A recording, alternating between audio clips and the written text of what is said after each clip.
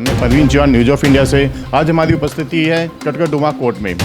यहाँ पे हमारे साथ में मुकेश हुड्डा जी हैं, एडवोकेट हैं, सीनियर एडवोकेट हैं। हम इनसे बात करना चाहेंगे। सर, आपका न्यूज़ ऑफ इंडिया में बहुत बहुत स्वागत है। Thank you.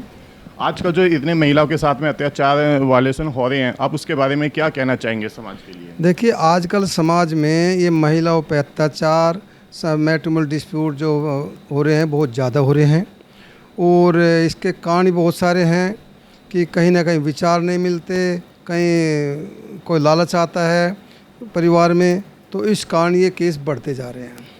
और इसके लिए आजकल कानून बने हुए हैं, बहुत सारे कानून हैं जो महिलाओं के पक्ष में हैं। जैसे कि अगर कोई ऐसी नौबत आती है कि महिलाओं के साथ अत्याचार हो रहा है, घर में हस्बैंड कर रहा है या हस्बैंड के रिलेटिव्स रिश्तेदार कर रहे हैं, परिवार वाले कर रहे हैं, तो महिला को एक कानून में हक है कि वो इसके खिलाफ़ एक कंप्लेंट एसीपी महिला cell, crime against women cell को दे सकती है। उसमें अपने फैक्ट बताएगी कि मेरे साथ ऐसा ऐसा हो रहा है, कैसे मेरे साथ ये क्रूरता हो रही है, क्रूरल्टी हो रही है। उसी बेस पे वे महिला सेल में जाएंगे, वहाँ अपनी शिकायत। महिला सेल से जाके अगर कोई लड़ाई झगड़ा होता है हस्बैंड वाइफ के अंदर, क्या वो सीधा थाने में जाके पुलिस कंप्लेंट कर सकती हैं या सीधा एसीपी के पास ही जाना जरूरी होता है? नहीं, आजकल सुप्रीम कोर्ट से भी ये आदेश है कि महिला के केसों में, ऐसे फैमिली मैटर्स में सीधी एफआईआर नहीं होनी चाहिए। इसके लिए जो एसीपी महिला सेल होते हैं उनके यहाँ जाएंगे तो जो पुलिस अफसर्स होते हैं वे भी दोनों पार्टियों को बुलाते हैं और वहाँ एक समझौते की कोशिश करते हैं कि कोई नहीं चाहता कि भाई ये कोई शादी टूटे। हर आदमी का प्रयास रहता है, पुलिस का प्रयास रहता है, वकीलों का प्रयास रहता है, कोर्ट में जजों का प्रयास ज़्यादातर ये रहता है कि हर आदमी पहले ट्राई करे शादी बची रहे, शादी ना टूटे। तो दोनों को समझाया भी जाता है, दोनों की सुनी जाती है महिला सेल में भी। कहीं ना कहीं कोर्ट भी और पुलिस प्रशासन भी ये सोचते हैं किसी तरह से आपसी समझौता हो जाए। बिल्कुल, हर आदमी का हर लेवल पर प्रयास ये रहता है पहले कि किसी तरह शादी बचे, समझौता हो जाए, एक घर बसा रहे और ये इस बात को मान लें। एफआईआर होने के बाद में अगला पड़ाव क्या रहता है उस महिला के लिए? नहीं, ये जब अगर सपोज कंसिलिएशन फेल हो जाता है महिला सेल में, पार्टी नहीं एग्री हो रही सहमति के लिए, एक घर बसाने के लिए, वो लड़की के पास फिर यही ऑप्शन रहता है, वो लड़की के आधार के कंप्लेंट के बेस पे एफआईआर दर्ज करते हैं। नॉर्मली एक ट्रेंड है कि इस सेक्शन में 498A IPC और 406 IPC में ये दर्ज करते हैं। ये जो धारा बताई है, इस धारा का क्या महत्व है? क्या देखो, 498 धारा है, अगर कोई भी परिवार हस्बैंड पति उस वाइफ के साथ, उस महिला के साथ क्रूरल्टी वाला व्यवहार करते हैं, कंडक्ट व्यवहार क्रूरल्टी करते हैं, निर्दयता करते हैं या उसको हरासमेंट करते हैं, तो उस बेस के लिए ये 498 एफआईआर होती है, उसमें एक्शन लेने के लिए। 406 तक जो स्त्री धन दिया जाता है और महिला जब अपना उसका घर नहीं बस रहा तो अपना स्त्री धन वापस मांगती है ससुराल वालों से, उसको स्त्री धन नहीं दिया जाता तो उसमें 406 IPC भी साथ में जोड़ दी जाती है एफआईआर में। अगर हम बात करें महिलाओं की, पुरुष उसमें बचाव के लिए क्या क्या प्रक्रियाएं अपना सकते हैं? नहीं, महिला का बचाव पूछ रहे हैं या परिवार? महिला ने कंप्लेंट कर दी है और डॉरी सिस्टम के उस पर अगेंस्ट में केस भी डाल दिया है, उसमें पुरुष क्या कर सकते हैं उसमें? देखिए, पुरुष के पास पहले तो कोई एफआईआर होगी, पुलिस उन्हें इन्वेस्टिगेशन जांच करती है, निष्पक्ष जांच करती है, उन्हें एक 41A का नोटिस देते हैं। 41A का नोटिस देते हैं क्योंकि जिन केसों में, जिन ऐसे केस हो, जिन मामलों में ऐसा पुलिस को लगता है कि अरेस्ट करना ज़रूरी नहीं है, गिरफ्तारी ज़रूरी नहीं है, तो उसमें जो भी उसमें आरोपी बनते हैं तो उनको 41A CRPC का नोटिस देते हैं ताकि वे वहाँ आए ऑफिसर, पुलिस अफसर के पास, अपना भी क्लैरिफिकेशन दे, उनकी भी जांच की जाएगी, इन्वेस्टिगेशन किया जाएगा, उसी बेस पे वे अपनी बात वहाँ भी रख सकते हैं। फिर उसके आगे क्या महिला कर सकती है अगर इनके समझौते वहाँ पे भी नहीं होते हैं तो? हाँ, नहीं, अगर एफआईआर के बाद समझौता होने का मतलब है, अगर कहीं फिर भी समझौता होता है तो उसके बाद एफआईआर क्वाश की जाती है हाई कोर्ट से। हाई कोर्ट में 42 CRPC में पावर हाई कोर्ट को कि इस बेस पे समझौते नामे के आधार पर उस एफआईआर को रद्द किया जा सकता है। अदरवाइज़ पुलिस इन्वेस्टिगेशन के बाद चार्जशीट फाइल करेगी कोर्ट में। जो उसमें आरोपी जिनके खिलाफ सबूत पाए जाएंगे उनको खिलाफ चार्जशीट फाइल करेगी। और ऐसा लगता है कि किसी भी आरोपी का जो नाम एफआईआर में है उनके खिलाफ कोई सबूत नहीं है या केस नहीं बनता तो उनको भी पुलिस वहाँ उसमें चार्जशीट उनके खिलाफ नहीं पेश करेगी। महिला आगे अगर वहाँ पे इनका नहीं समझौता होता है दोनों का, फिर महिला किस रास्ते जा सकती है? देखिए, महिला के पास कई ऑप्शन हैं, कई रेमेडी महिला के लिए दी है कानून में।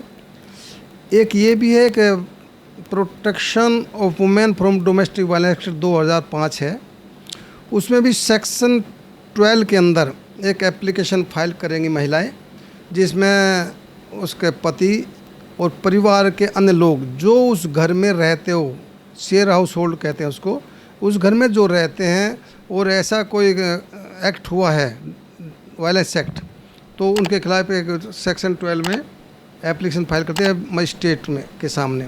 ये इसके लिए पुलिस में जाने की ज़रूरत नहीं है, directly before A magistrate complaint file होती है। मजिस्ट्रेट को जब लगता है कि इसमें कुछ इंग्रेडिएंट्स ऐसे हैं तो सबसे पहले पुलिस को हस्बैंड को एक नोटिस जारी करती है बुलाने के लिए। साथ ही साथ एक इसमें प्रोविज़न है कि ये प्रोटेक्शन एक अफसर्स होते हैं जो सरकार के द्वारा नॉमिनेट होते हैं, उनसे वे डिटेल इंसिडेंट रिपोर्ट मंगाते हैं मजिस्ट्रेट साहब, और वे उस आधार पर डिटेल रिपोर्ट लाएंगे इंसिडेंट की कि इसमें कौन कौन इन्वॉल्व है।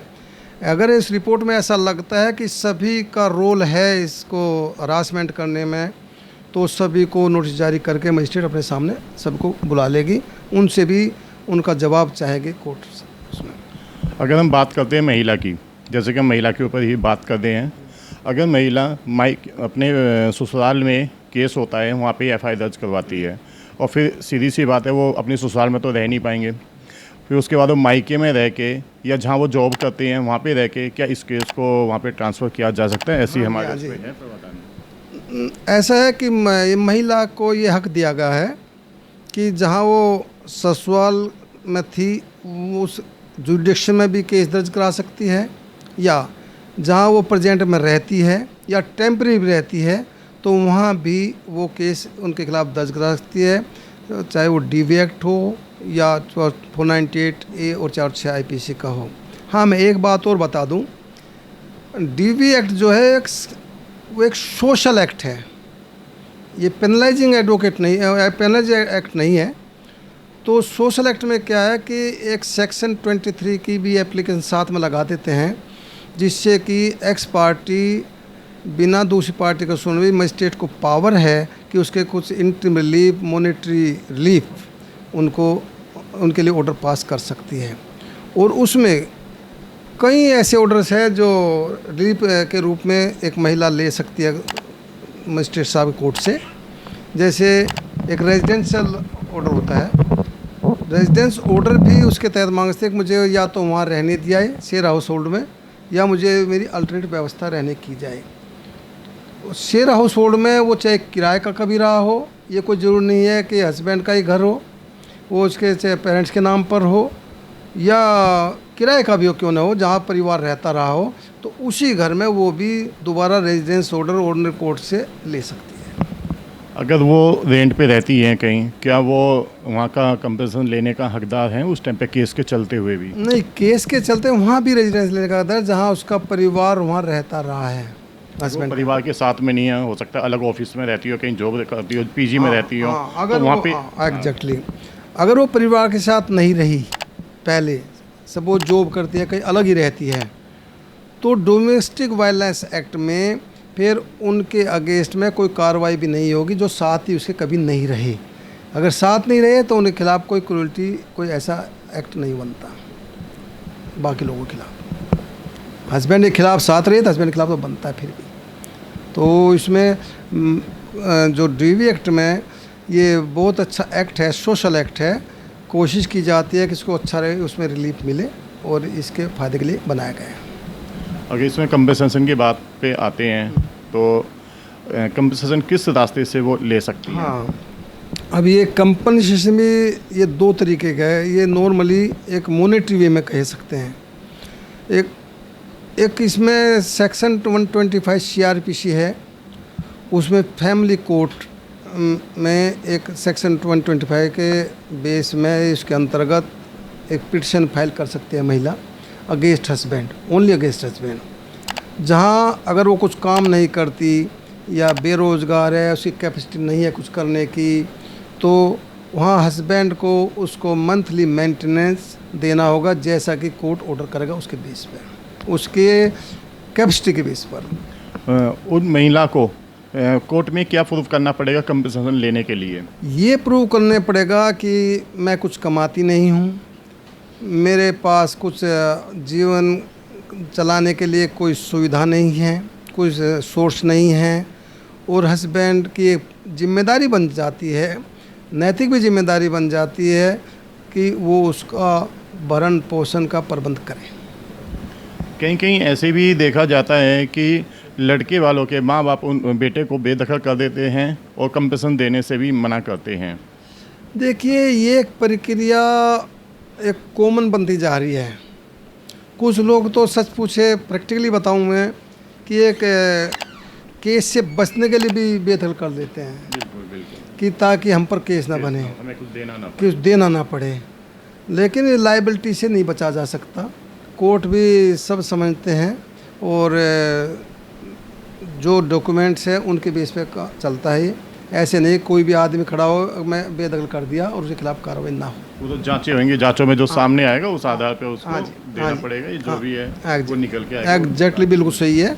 इसमें कोर्ट का बड़ा सीधा सा साफ एक तरीका है इसमें कि कोई भी कह देता मैंने बेदखल कर लिया, लेकिन कई बार पाया जाता बेदखल भी कर दिया, हस्बैंड उनके साथ ही रहता है, उनके साथ ही खाना पीना खाता है, उनके साथ रहते हैं, लेकिन कागजों में कर देते हैं, ऐसा भी है।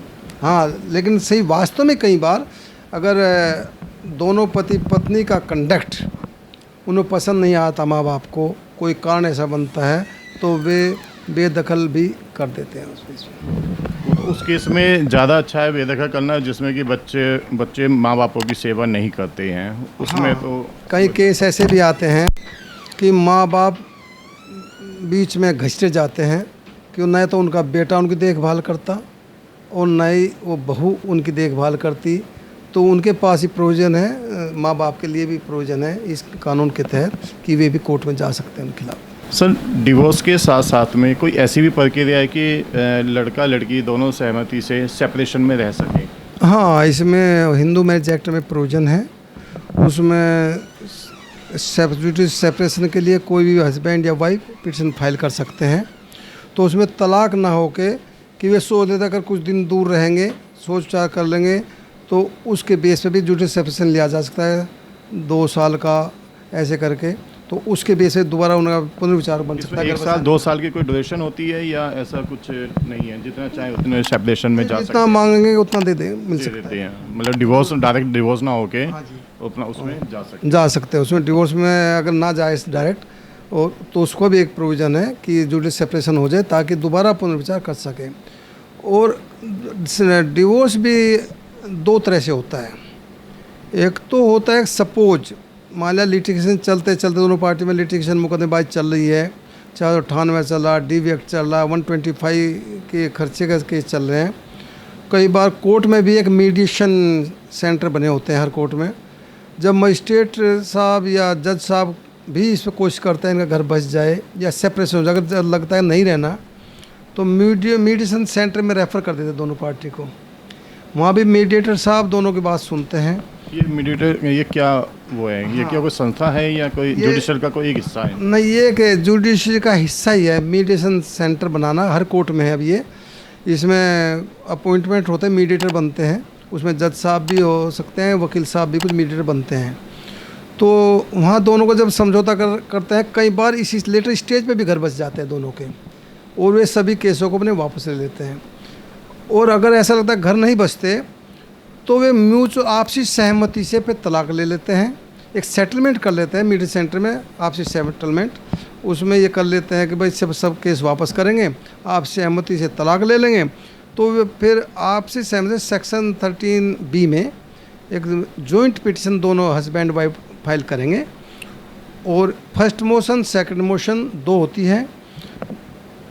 फर्स्ट मोशन पहले अलाउ होगी, उसके बाद 6 महीने बाद दूसरी मोशन अलाउ होगी।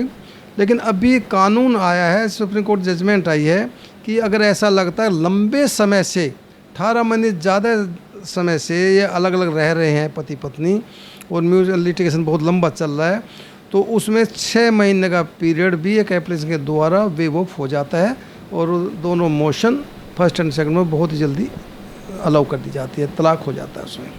जैसे कि अभी आपने बताया म्यूचुअल डिवोर्स में और फाइट वाले डिवोर्स में क्या फ़र्क है? हाँ, जो नॉर्मल डिवोर्स है सेक्शन 13 में ही है, सेक्शन 13(1) में ये कोई सी भी पार्टी फाइल कर सकती है अगेंस्ट दूसरी पार्टी के।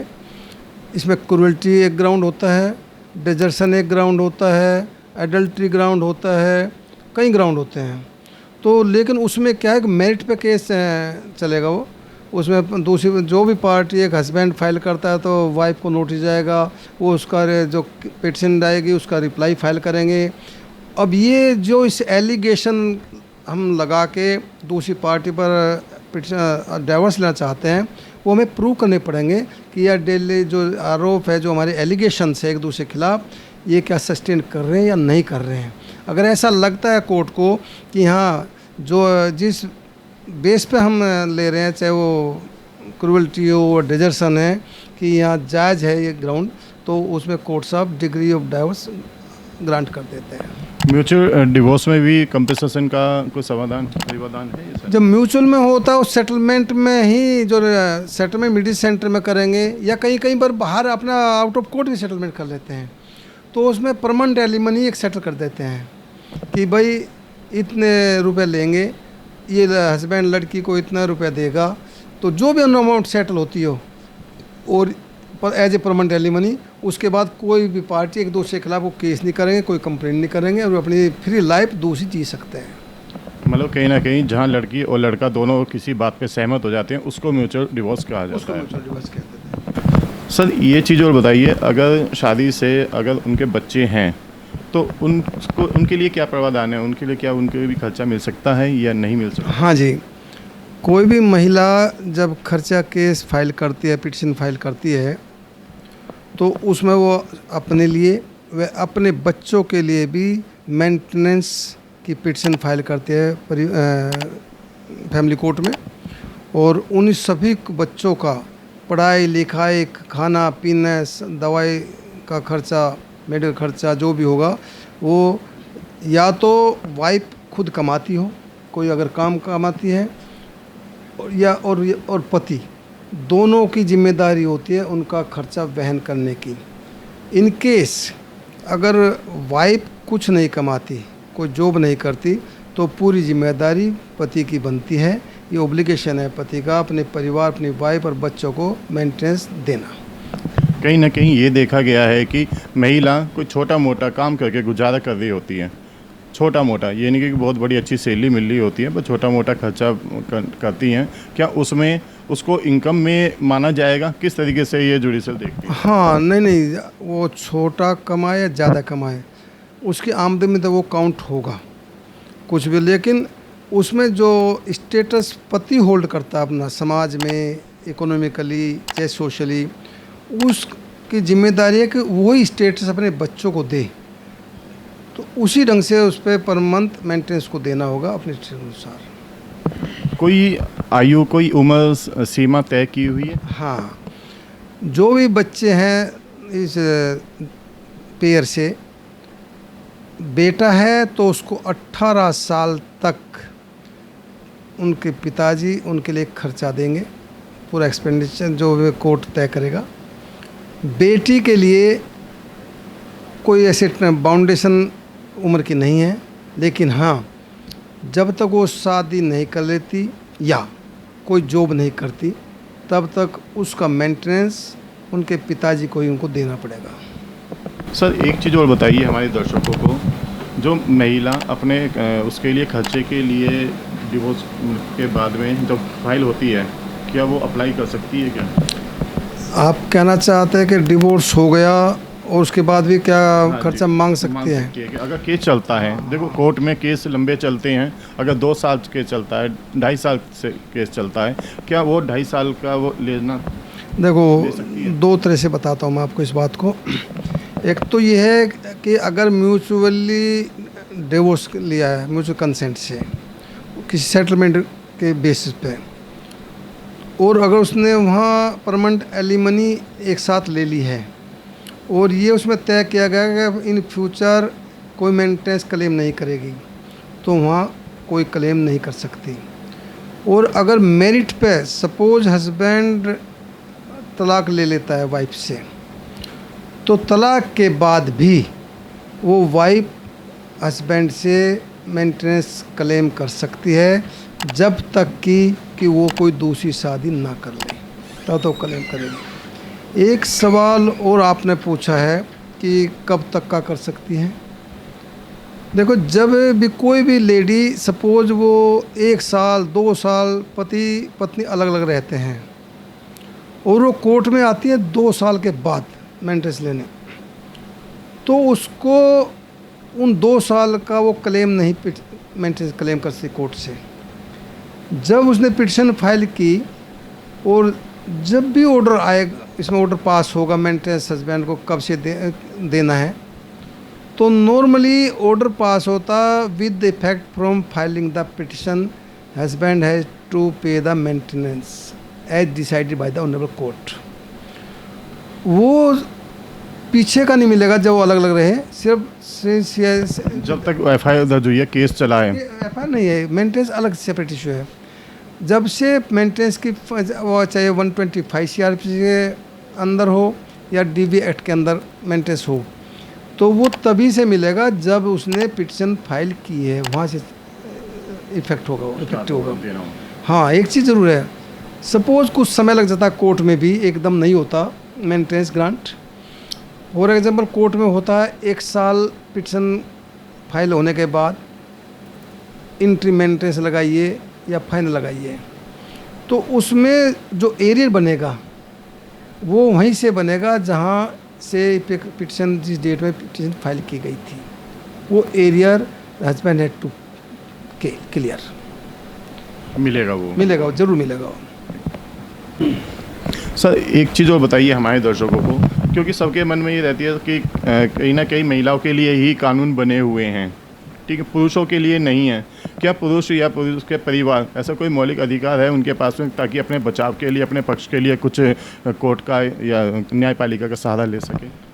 एक तो ये है, अगर उनके खिलाफ़ कोई झूठी कंप्लेंट जाती है हस्बैंड या उसके परिवार के खिलाफ़, जब कोई कंप्लेंट झूठी होगी तो वे भी इसके लिए SHO को, DCP को लिख सकते हैं कि फिर इन्वेस्टिगेशन हो कि झूठे आरोप है, तो उससे साफ इन्वेस्टिगेशन होना चाहिए।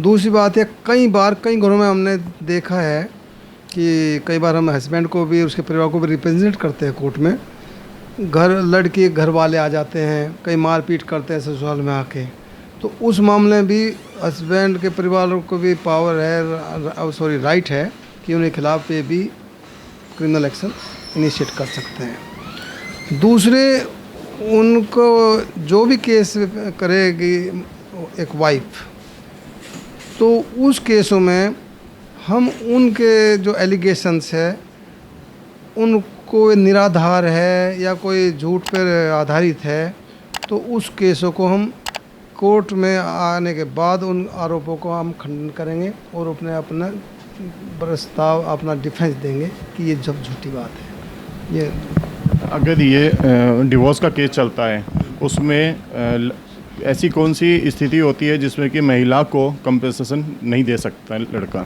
देखो, 2 चीज़ है, एक तो खुद कमाती हो, वो खुद सक्षम है अपने पालन पोषण करने में।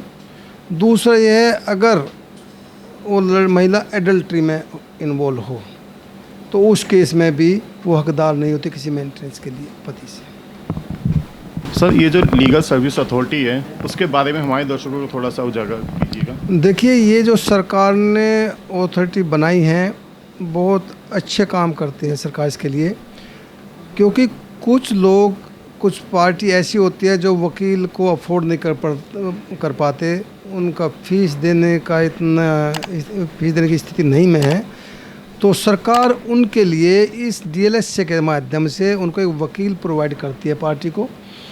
वो उनका केस लड़ेंगे और वो फीस पार्टी से ना लेके वो सरकार उनको उसके बदले उनकी फीस देगी। ये भी है कि बहुत सारी महिलाएं भी अब ऐसे केसों में अपनी मैट्रिमोनियल डिस्प्यूट में भी लीगल सेल से, लीगल एड से वकील एंगेज करती हैं और वे बड़ा अच्छा काम करते हैं वकीलों के लिए।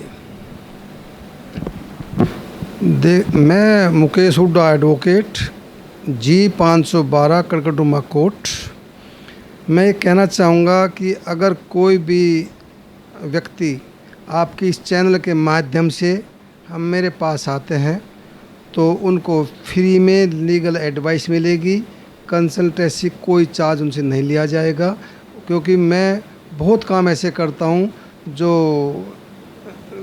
क्लाइंट के फेवर में और फ्री में करता हूँ।